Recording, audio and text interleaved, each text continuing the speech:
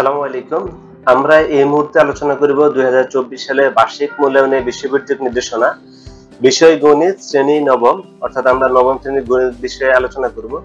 তো তোমাদের বার্ষিক পরীক্ষার যে পাঠ্যক্রম বা সিলেবাসটা আছে তা হচ্ছে তোমাদের প্রথমে হচ্ছে অধ্যায় 2 থাকবে, অনুক্রম ও ধারা, পৃষ্ঠা নং হচ্ছে 29 থেকে 58 পৃষ্ঠা।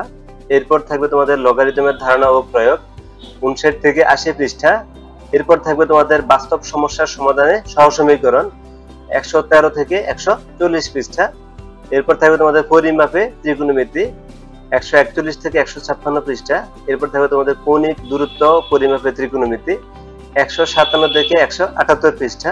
এরপর তোমাদের থাকবে বিস্তার পরিমাপ, 211 থেকে 235 পৃষ্ঠা। অর্থাৎ এখানে তোমাদের অধ্যায় থাকবে 2, 3, তোমাদের 4টা বাদ যাবে, 5, 6, 7, 8টা বাদ যাবে এবং 9 থাকবে।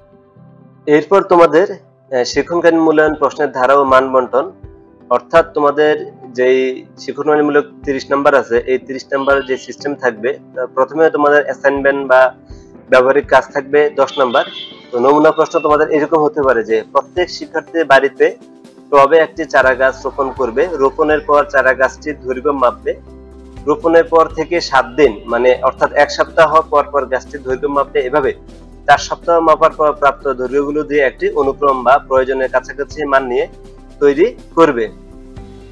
গাছটি 12 সপ্তাহ পরে কতটুকু বড় হবে তা অনুক্রমের সূত্রে ব্যবহার করে নির্ণয় করো। তো এই অ্যাসাইনমেন্টটা তোমরা হচ্ছে যে বাসায় কাজ করে স্কুলে জমা দিবা। তোমাদের সঠিকভাবে যদি হয় তাহলে নাম্বার পাবা কত? 10। এরপর অনুসন্ধানমূলক কাজ, এটার নমুনা প্রশ্ন হচ্ছে প্রত্যেকে আলাদাভাবে তোমার শ্রেণীর যে কোনো 10 জন শিক্ষার্থীর উচ্চতা সেন্টিমিটার মেপে গড় ব্যবধান নির্ণয় করো। অর্থাৎ এটা তোমাদের হচ্ছে যে অধ্যায়টা আছে তোমাদের বিস্তার পরিমাপ, ওই অধ্যায় থেকে দেওয়া হয়েছে। তো এটা যদি তোমরা সঠিকভাবে করো তাহলে এখানে নাম্বার পাবা কত? 10। শ্রেণীর কাজ, পাঠ্যপুস্তকের সন্নিবেশিত একক ও দলগত কাজ বা ছক, অর্থাৎ তোমাদের বইতে যে একক ও দলগত কাজ আছে এবং যে ছক পূরণের কাজ আছে, সেই ছক পূরণের কাজ কমপ্লিট করলে তোমাদের দিবে কত? 10। এটা নমুনা প্রশ্ন থাকতে পারে যে নবম শ্রেণীর গণিত পাঠ্য বইয়ের 148 নং পৃষ্ঠায় একক কাজটি শ্রেণীর কাজ হিসেবে ব্যবহার করা যায়। এরকম আরো তোমাদের কিছু দলগত কাজ থাকতে পারে বা ছক পূরণ তোমাদের স্কুল থেকে দিতে পারে। তো টোটাল এর নাম্বার থাকবে কত? 10।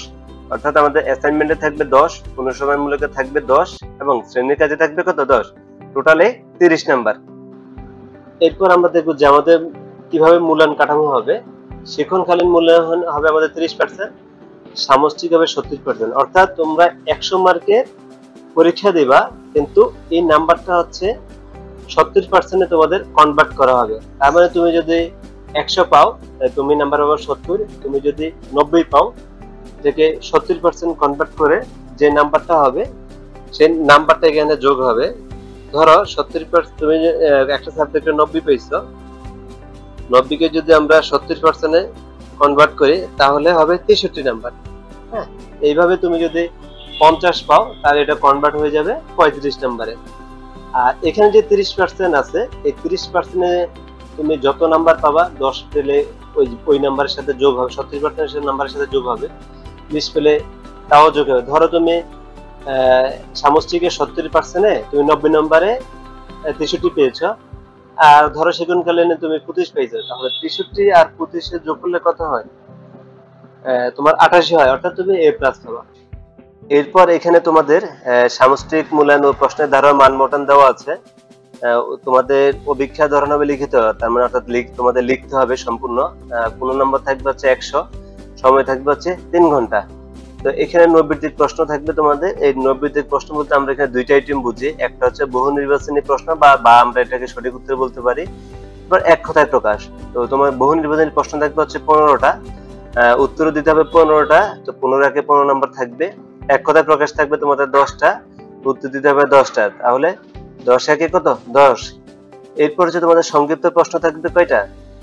13টা থাকবে, উত্তরও দিতে হবে তোমাদের 13টা।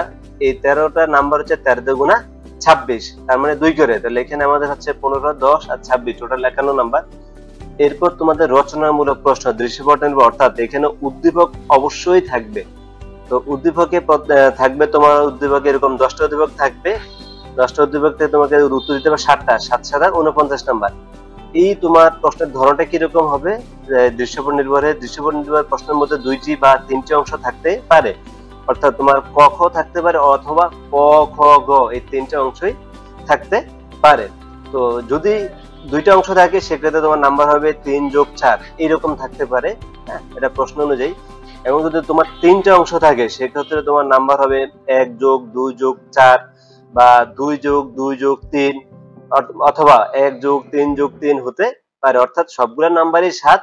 এটা তোমার প্রশ্নের ধরন অনুযায়ী বিভিন্ন বিভাজন থাকতে পারে।